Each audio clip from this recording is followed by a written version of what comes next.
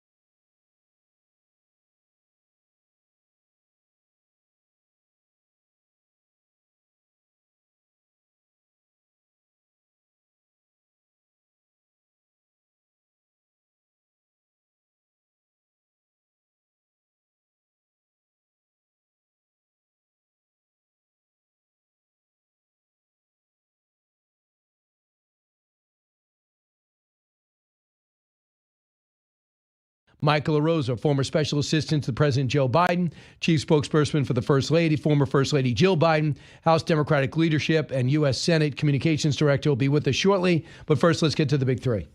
Number 3. Immigration among Latinos. He is 38 points underwater. That is a 36-point shift, essentially, from where we were a year ago on immigration. In their mind, he is doing something absolutely wrong when it comes to immigration. Well, are the sweeping immigration crackdowns hurting the GOP and the Hispanic community? Judging by Howard Enton of CNN, the answer is yes. Judging by the recent election, the answer is yes. And one prominent GOPer in Dallas, Texas, says these are warning signs and a wake-up call, Republicans. Number 2. As you probably know, we've just seized a tanker on the coast of Venezuela. Large tanker, very large. Largest one ever seized, actually. It was seized for a very good reason. That is President Donald Trump. We will take that tanker. Thank you very much. That's what the U.S. forces did yesterday off the coast of Venezuela to amp up the pressure on the illegitimate dictator, Nicolas Maduro. Where's this heading? I'll weigh in. Number 1. If they want a plan with a cheaper premium on the Obamacare exchange, we're just saying you want a lower premium and money for your health care up front, choose ours. You want a $6,000 premium? Choose theirs. That is Senator Bill Cassidy, former doctor, healthcare crunch, an array of fixes from both parties, but no one plan to pass as Christmas deadline looms. Why I think the GOP has to do something. And Michael LaRosa joins us now. Michael, welcome back. Thanks for having me, Brian. No problem. Don't you believe that Republicans have to do something on healthcare? I think they do. I think the problem, though, is that none of them voted for Obamacare in the first place 15 years ago. And so they're not ideologically inclined to want to do anything. And that's okay, except they're going to have to answer for the subsidies expiring. And you're seeing nervousness under people like Josh Hawley, who wasn't there 15 years ago, saying, like, we need to do something. We need to do something. 20 million people, I think, get their insurance from the Obamacare exchanges, but the vast majority of Americans actually get their health care from their employer. But it does affect a certain population of people who will feel some pain. But I'm not somebody, I don't believe either party really has clean hands here, because nobody really did anything about the expiration until about a couple months ago. And the whole thing we all is, knew this was going to happen. And the whole thing is, too, with Obamacare, everybody knows Republicans were trying to get rid of it forever. And Barack Obama had a lot of fun with that and just said, oh, you guys just, Yeah, elections have consequences, right? We have to win elections if we want to be able to dictate how we want to govern.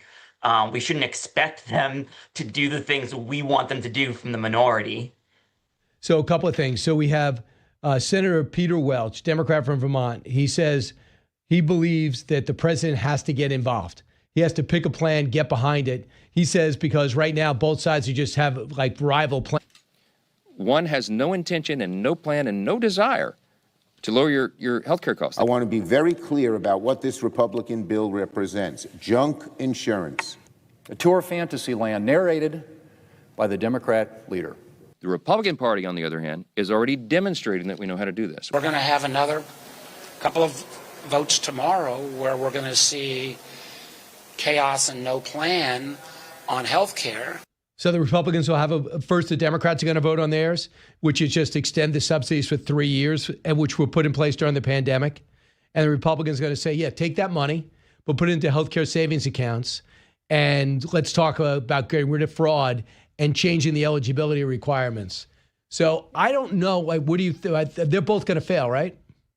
Going to fail. Yeah. They'll be side-by-side bills today. They're both going to fail. I mean, and then on the other side in the House, I think that's where the politics is more interesting, because you have two discharge petitions going to the floor, which is where the minority can essentially force the Congress to vote on something. One's led by a Republican from Bucks County, Brian Fitzpatrick from Pennsylvania. The other, Josh Gottheimer, a Democrat from New Jersey. But if you look at all the co-sponsors, Brian, they're all moderates. They're all Republicans or Democrats in vulnerable seats. And I think sometimes when you take a step back, that's where the deals tend to be made. I think Democrats are going to go with the Gottheimer bill, which is a 1-year extension, but cracking down on fraud and fake accounts. Now, look, as a Democrat, but Gottheimer Fitzpatrick, right? It's the problem solvers people. So so they have the same plan. Okay. Fitzpatrick's is 2 years or 3 years. Oh. Gottheimer's is 1. Okay. If you get that out of the House and go to the Senate, the thing that Democrats, there's certain times when Democrats and Republicans vote, you know exactly what's going to happen. When it talks about abortion, funding abortion, Republicans will never vote for it, and Democrats will never vote for something that, we know the stereotypes that they usually go. But I don't know that Democrats are really pro insurance companies. So what Cassidy seems to be saying is, the money we're going to give to insurance companies, can we just give it directly to the people into healthcare savings accounts? I don't think that would be a problem with Democrats on the surface, because unless they're for insurance companies, this might be an alternative they can get behind. But I have not seen one speak out about it. You're right. Nobody wants to, because they want to try to save the subsidies first. And look, I'm for saving the subsidies. I think we should, but that won't ever solve the problem. Democrats are going to have to get to a place where they use Obamacare as a messaging tool, but in reality, we all kind of know we have to move on from the actual legislation 15 years ago if we're still subsidizing it to make it work. I know. So but the one thing you learn, Michael, is there's no way that either side will ever have a health care plan that's going to stick unless they work on it together. And I don't know. Correct. I don't know when that's going to happen. But look, it's the same with immigration, right? We're still operating under a 1986 law. You can't executive action your way to a safe border and an immigration system. You have to make a new law. In what way? You mean a pathway to citizenship law? Well, if we're look, I have empathy for the ICE agents and law enforcement in a way, because they're just complying with the law on the books as it's written from 1986. And, Biden ignored the problem and delegated it to Congress, but he's an institutionalist at his core. He believed that the only way to change that, to change the law, was to make a new law and update the law. Republicans are more intent on putting Band-Aids on this larger problem with the border, but it's never going to be fixed through executive action. You have to. Well, the border is fixed, Michael. It is fixed. I mean, it's sealed. What you got to do now is how we're going to get the illegals. And then what our border policies be for, what it looks like with asylum, that type of thing. But right now it is sealed. I didn't think that was possible in my lifetime. He did it in like 5 months. Right, but what happens when another Democrat becomes president? They can just True. reverse everything he's already done. That's my point. Same thing with healthcare. This has to be done through law, not through executive action, if we want to see permanent change to the system. So I want you to, let's talk politics, and I think you'll probably like this topic. No doubt about it, Democrats have done better in the off-year elections and the special elections, and a lot of it is because of the Hispanic vote, and I think it was front and center in Miami. Howard Enton said this, looking at a CBS YouGov poll from CNN, cut 21. Immigration among Latinos. He is 38 points underwater. That is a 36-point shift, essentially, from where we were a year ago on immigration. Kamala Harris and Donald Trump are basically tied on the issue of immigration. And now on the issue of immigration, Latinos despise, hate Donald Trump, 38 points underwater. In their mind, he is doing something absolutely wrong when it comes to immigration. So it's not the border, it's the way you're picking up the worst first. And I think there's getting muddled. Are you really going for the worst first? Do you think that's what's happening? Yeah, I think that's a big part of it. I think because nobody understands imagery and storytelling better than the president. So I'm kind of surprised he hasn't taken his foot off the gas a little bit when it comes to sort of or maybe it's just the amplification of the bad stories that we hear versus the good stories that the ICE is catching really bad predators, really bad people. But we're hearing more about the stories of, people who are doing the right thing and here for the right reasons, and discompassionately being hauled off by ICE. And it's that compassion part of the policy that I think is going to hurt the Republicans. They'll be seen as less compassionate, and that will be a problem for them for sure. But we don't know if Latinos were ever they swung towards Trump, but that doesn't mean they're part of the Trump coalition forever.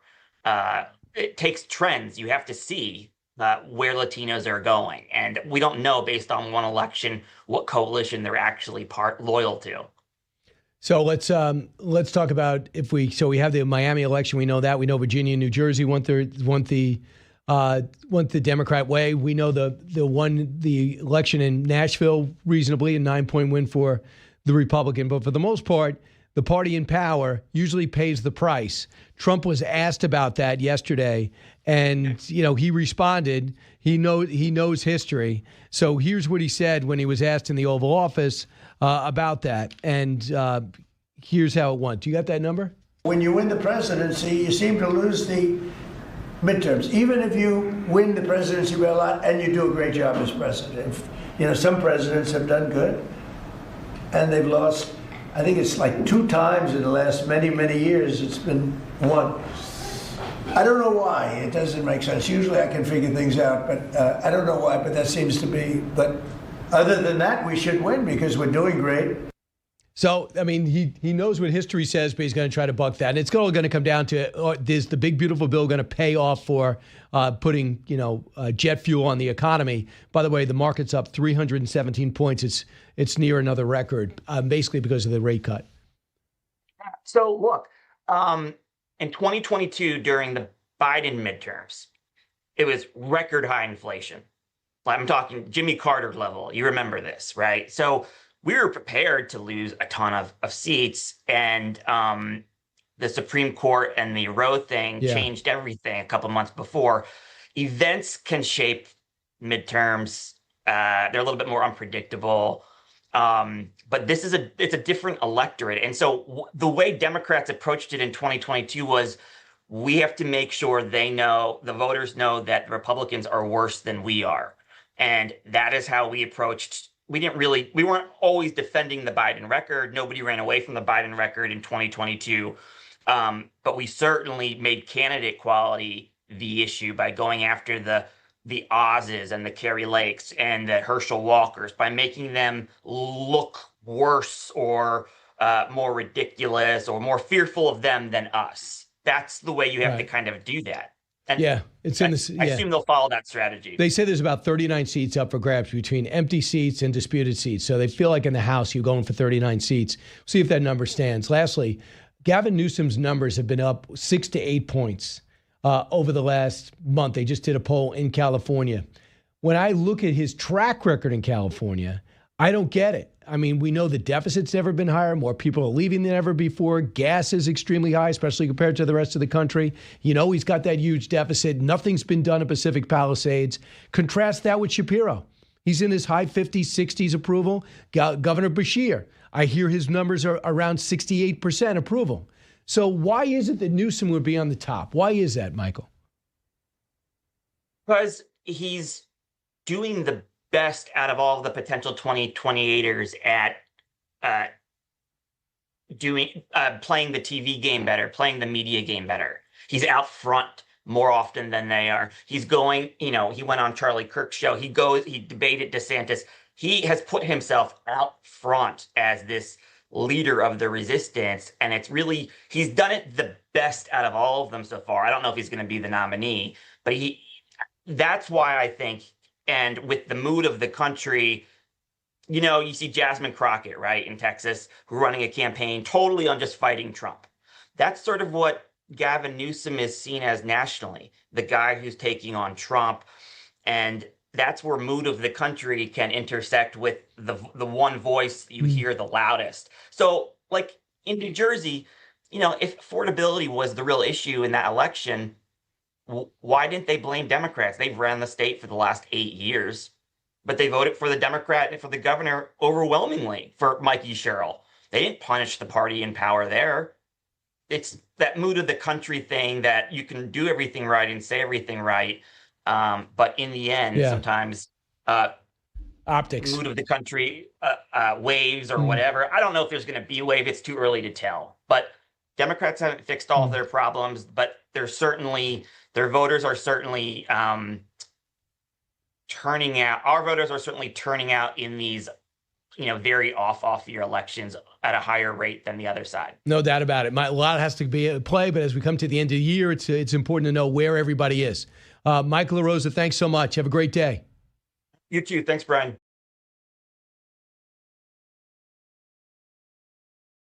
And I'm not the ones giving Donald Trump a grade, it's the people themselves.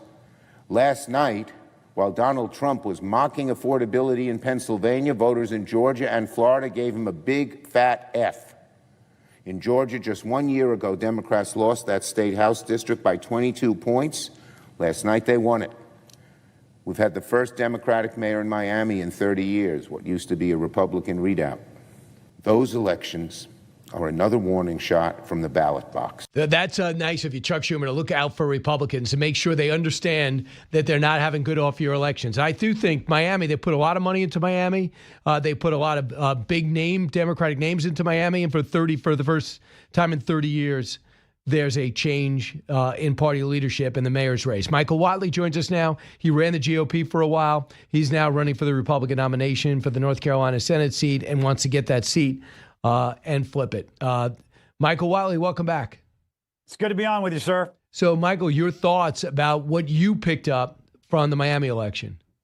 You know, look, I think the fact is we've got to go back to basics and we've got to talk about what the voters care about. We got to talk about the issues that they care about. We've got to put solutions on the table. The Democrats are riding, you know, the typical special election and midterm election wave that always happens, where the party that has the White House, you know, has to deal with, you know, the support that comes to the other side. But I'm not worried at all about where we are with the midterms, because the fact is that Republicans right now are digging out of this trench. President Trump is digging out of the ditch that Joe Biden put us in and the Democrats put us in.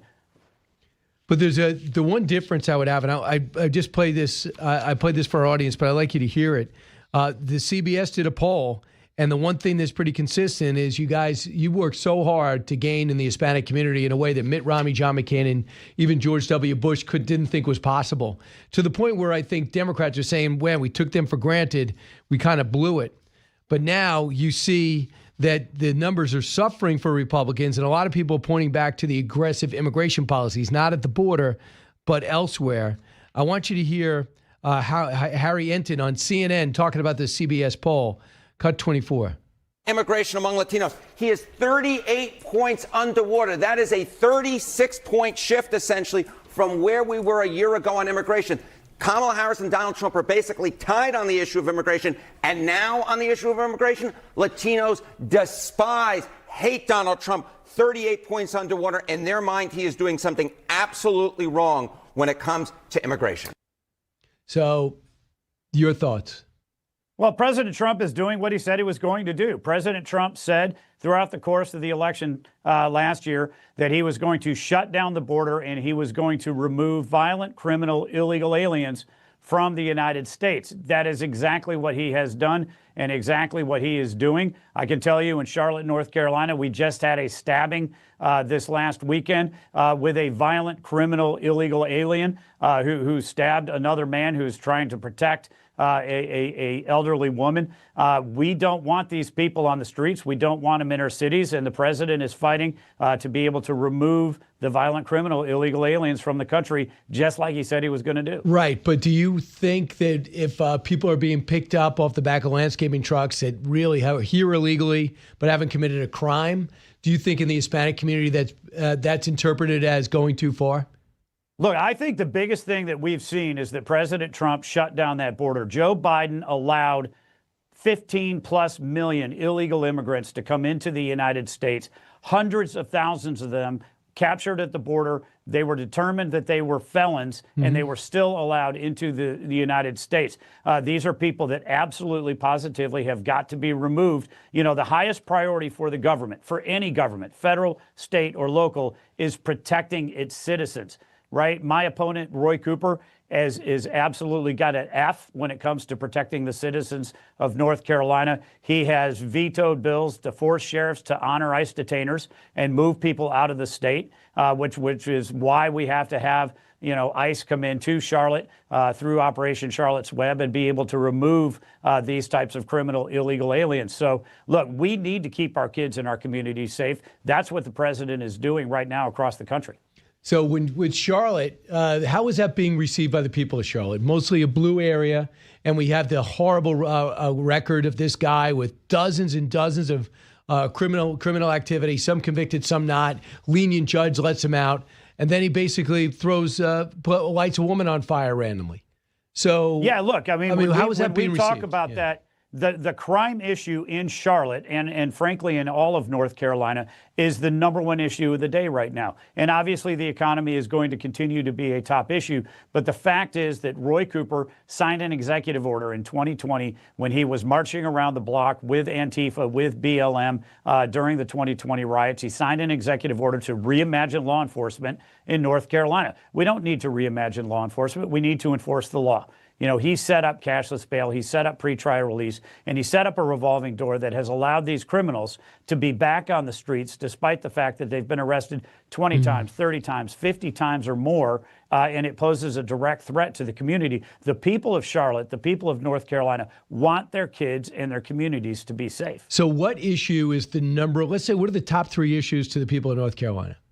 Yeah, I think right now the top 2 issues are going to be the economy and they're going to be community safety. And my opponent, Roy Cooper, has an F on both of those, right? Donald Trump is fighting to rebuild our economy. It was absolutely in the ditch after Joe Biden. We had 34% inflation over the course of 4 years. Housing prices doubled in 4 years. Health insurance costs skyrocketed. Interest rates skyrocketed under his watch. And so it's going to take a while for us to get our economy back on track. President Trump is fighting all day, every day to make sure that that's happening. And then the crime issues, which are extraordinarily real, because my opponent, Roy Cooper, has made North Carolina a haven for criminals, a haven for illegal aliens, and we need to move back on that.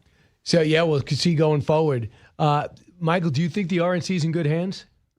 Yes, Joe Gruters is doing a fantastic job, and he has really focused on the same things that I was focused on, which is making sure we're in a position, the RNC is in a position to get out the vote and protect the ballot. He was a winner in Florida. He did a fantastic job turning that state from purple to red, and he's going to do a great job managing here at the RNC. So I want you to hear the big debate on Capitol Hill is healthcare, and they want to see if they get something done before the end of the year. Here's Mike Johnson, Chuck Schumer, Thune, and company going back and forth. Cut 2. There are 2 parties in this town. One has no intention and no plan and no desire to lower your health care costs. I want to be very clear about what this Republican bill represents. Junk insurance. A tour of fantasy land narrated by the Democrat leader. The Republican Party, on the other hand, is already demonstrating that we know how to do this. We're going to have another couple of votes tomorrow where we're going to see chaos and no plan on health care. Drill that down and bring that conversation to North Carolina. How close are the people of North Carolina watching this? How many roughly are affected by the subsidies put in place during the pandemic? Look, healthcare costs in North Carolina are the highest in the country, and we've seen them explode during the 8 years that Roy Cooper was governor.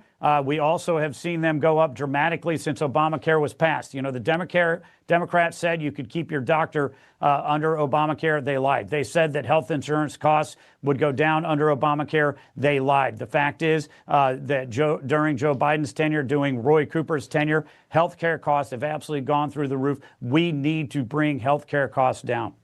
Got it. Michael Whatley, thanks so much. I think a lot of people would feel better if you run the RNC, but I thoroughly understand that you want to make sure you're the next Republican to win the North Carolina Senate seat. Michael, thank you. Absolutely. Thank you, sir.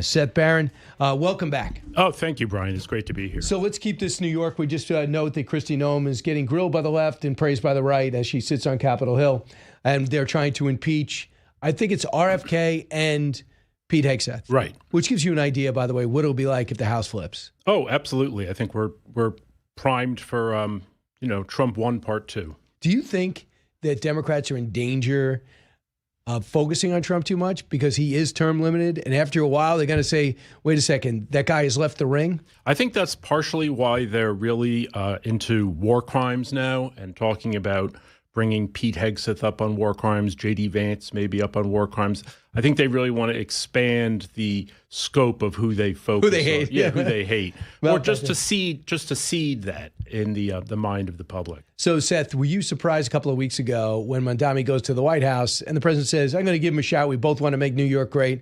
And the tone and tenor. It still has some people in the MAGA base upset. Yeah, but I thought it was very clever of Trump because I feel like Mamdani went in there praying that Trump was going to come at him. And Mamdani must have had a whole bunch of lines memorized, like, oh, Mr. President, this Oval Office is the people's office, blah, blah, blah. So when Trump just kind of glazed him and was like, oh, yeah, you're a great kid, it totally took the wind out of his sails, I think. And then he was just standing there kind of grinning.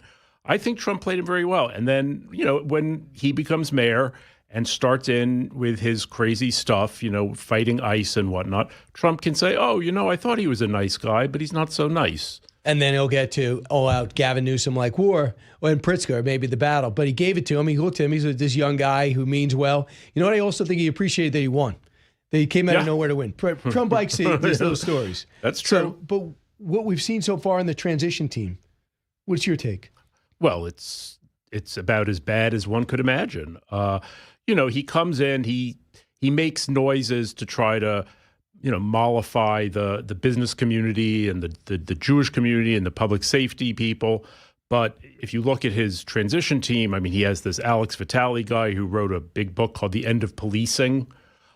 He's got all kinds of former criminals, anti-Semites, Muslim radicals, all over, threaded throughout the entire team. So it's clear, and these are the people who are going to vet, they're not necessarily going to choose the top commissioners, but certainly the second and third tier. And those are, personnel is policy. So, he's getting calls from Kamala Harris. He's getting support from Barack Obama.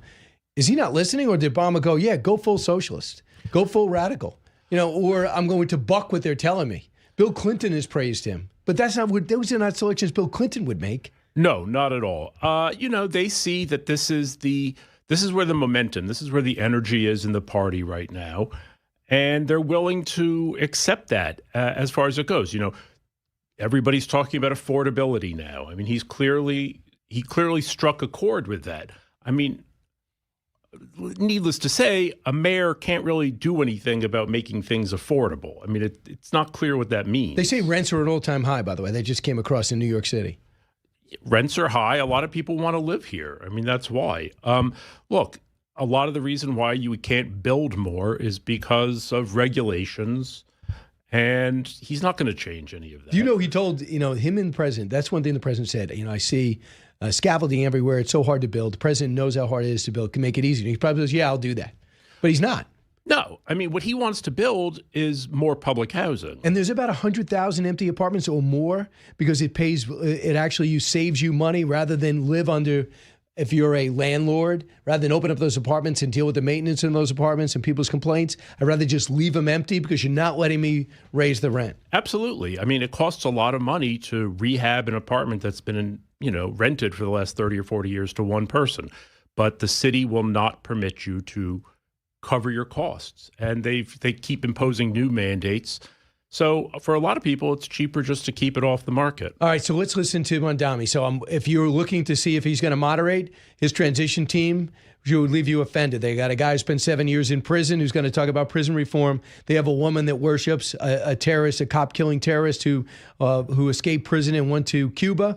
That's the idol. She's going to be handling schools. So there's just one kick to the groin after another. And then there's this. A tape that he just cut for illegal immigrants to listen.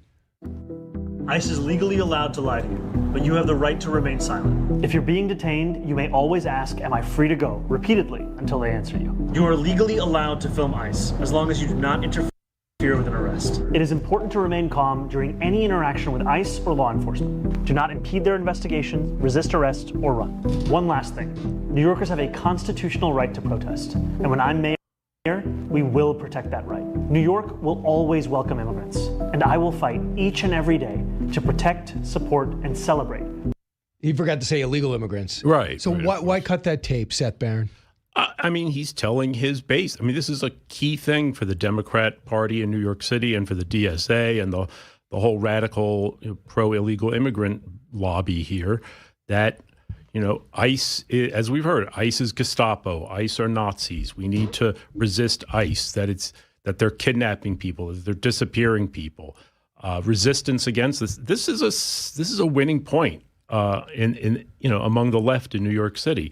So I mean, he did say you can't do things violently, but we'll see what happens. I mean, and when he says he's pro the First Amendment, well, everybody is. But the First Amendment protest doesn't mean you can block traffic. Yeah. It doesn't mean you can, march in the streets. It doesn't mean you can occupy buildings. How about harass Jews leaving a synagogue? You can't do that. That either. happened last week. Yes. And he said, well, I'm against harassing people, but the synagogue shouldn't be in favor of violating international law, which is nonsense.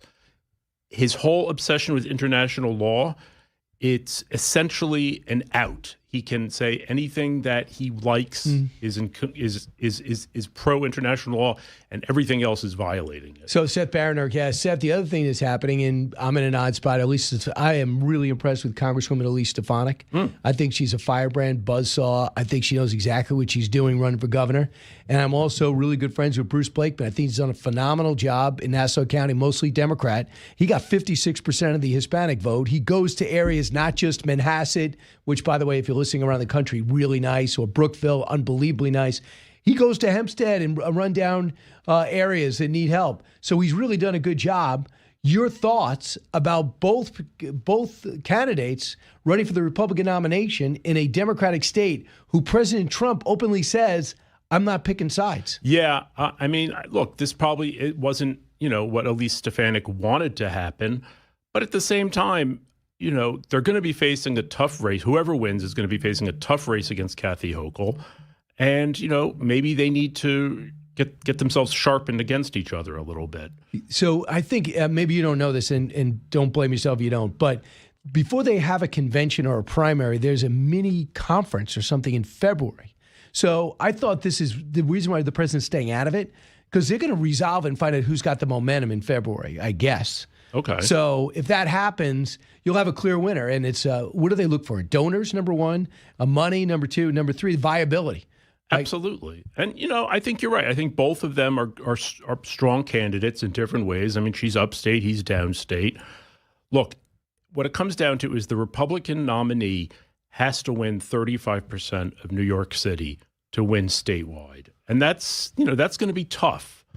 I don't know if either of them have are going to have it. And it's going to be a very tough climate from everything we've heard about, the Democrats. But how would you characterize Hochul's run since she's gotten her 5 years, 6 years? I mean, Hochul is terrible. I mean, she was just chosen she was picked by Cuomo just to be a woman who was unthreatening. That could get Buffalo. Yeah, to win Buffalo. I don't see her as a particular. I mean, she's not a strong candidate. I mean, so that's what they see. They see a Zeldin lost by 6, and they think that they can do better. Yeah, I love Lee Zeldin. Maybe they feel they can do better. Are they right, or did Zeldin catch a wave? I think Lee Zeldin's great. He kind of maybe didn't have a lot. He was maybe a little lacking in the charisma department, which that's not a bad thing necessarily. I think I don't know a lot about Blakeman and how he comes off personally. I think Stefanik has a lot of energy.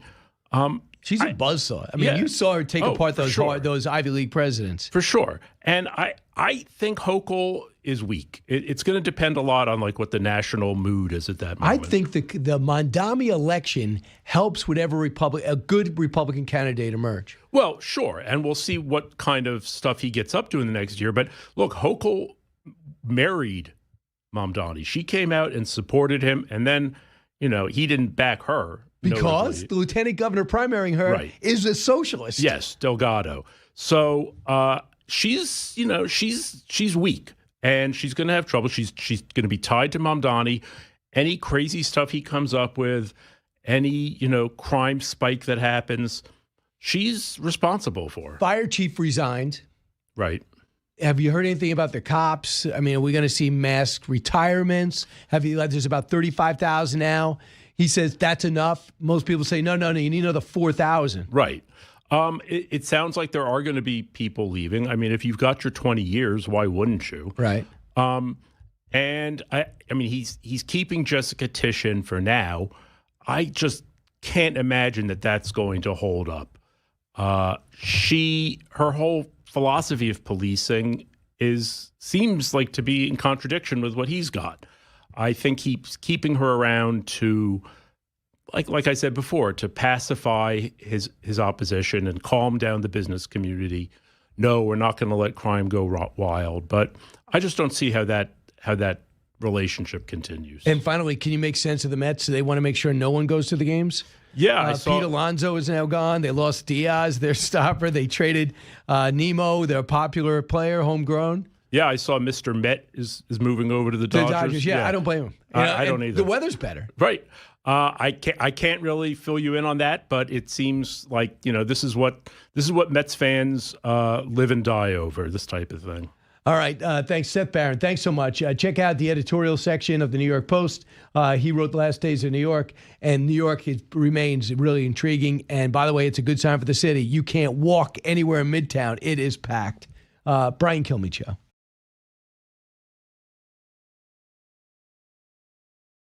How could this escalate the conflict with Venezuela?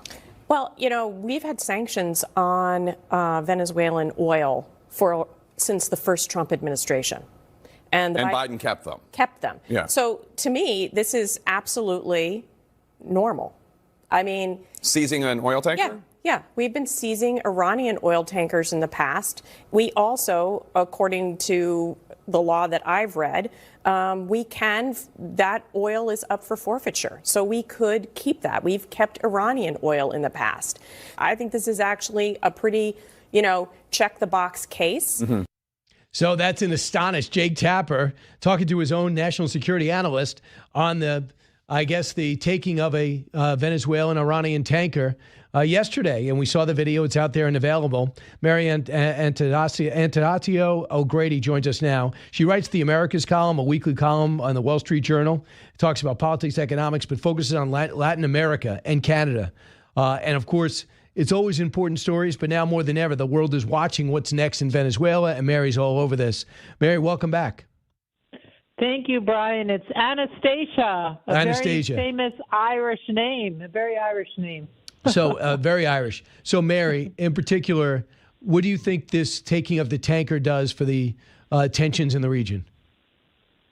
Well, I think it's an excellent move by the president. The president wants to, he starts out talking about drugs, but I think it's pretty apparent that what he wants to do is he wants to see Maduro gone. There's a legitimately elected president of Venezuela. He's in exile in Spain right now. And President Trump wants to see him return and the democracy to be restored. And when it comes to that agenda, I think the president is trying to avoid bombing Venezuela or any harsh military actions. And one of the best ways to make life more difficult for the dictatorship is cutting off the money. So I think it's a good move, and I think it's a legitimate move. I mean, apparently the flag that it was flying was not authentic. It was flying a Guyanese flag, which Guyana says is the ship was not registered there. So, follow the money and cut off the money. That's what we do with when sanctioned oil is being shipped around the globe. How much support does Maduro? Where is Maduro's support?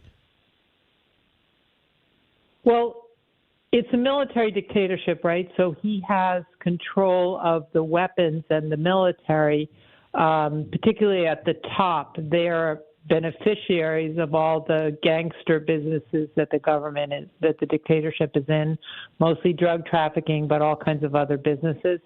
And those generals are beneficiaries of that. So that's where he has control. And then they have a very effective counterintelligence network that basically is assigned to the barracks and to watch over mid-level officers and make sure that nobody steps out of line.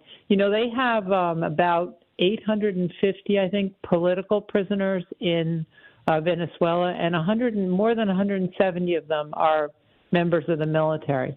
So this very repressive counterintelligence network basically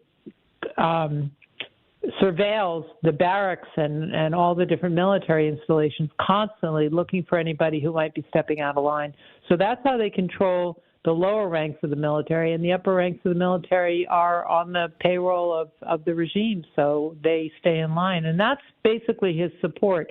I don't think among the public he has much support at all at this point. Right. He's surrounded by Cubans?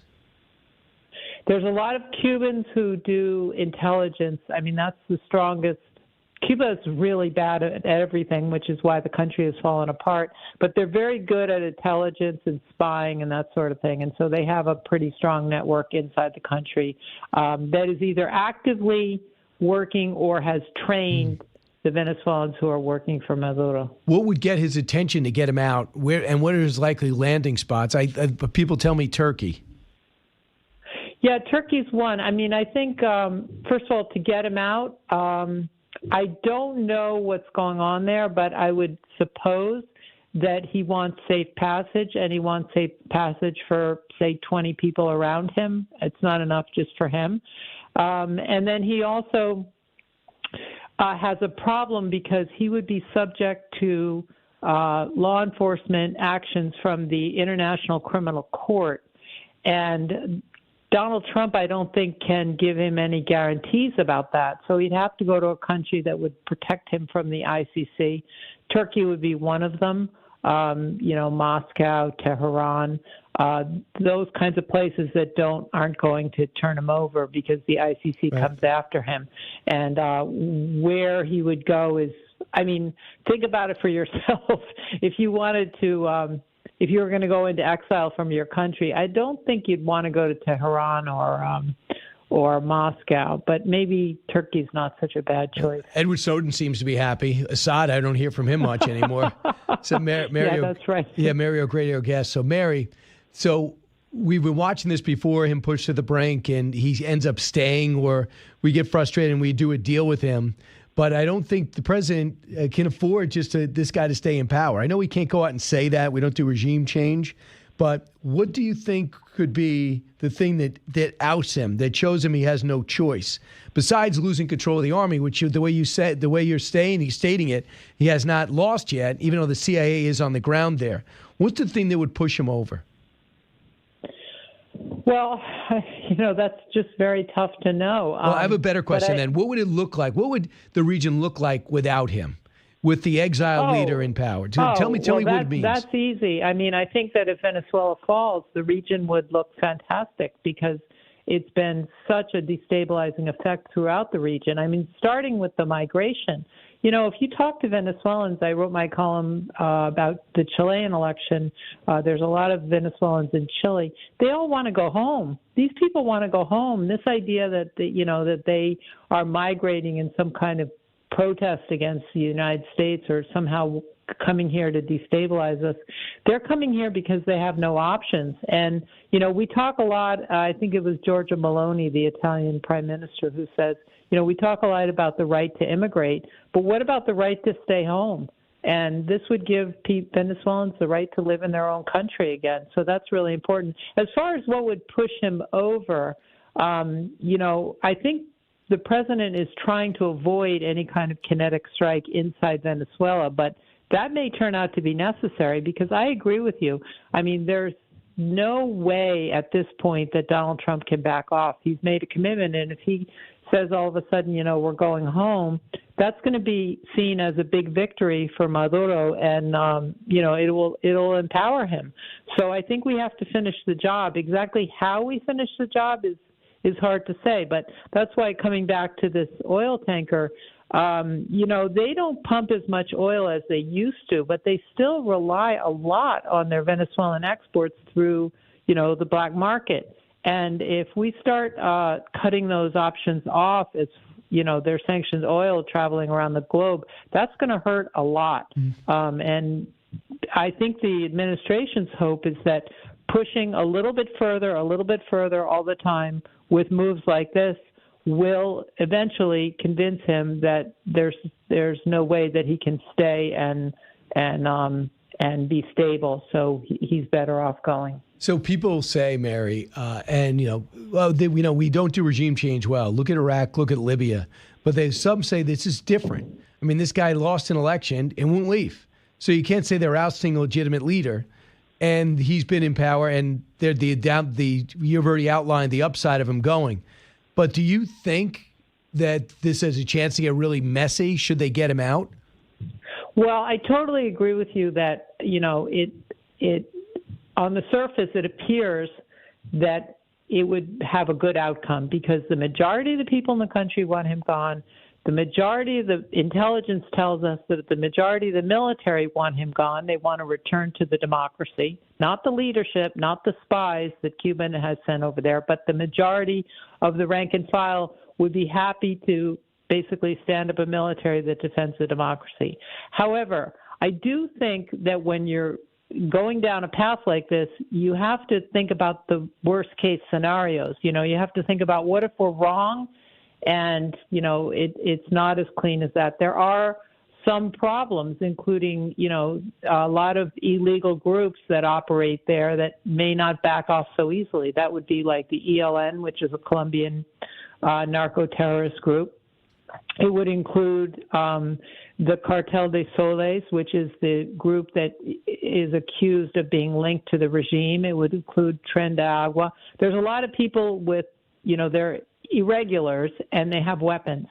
So any move to, where he actually leaves has to contemplate a certain amount of chaos on day one. But we've heard from, and we had a piece in the Journal last week from members of the of Maria Corina Machado's group who say that they think that the concern about chaos is overrated, that there is a much stronger support for a free Venezuela than anyone anticipates, and that's not a good reason to back off.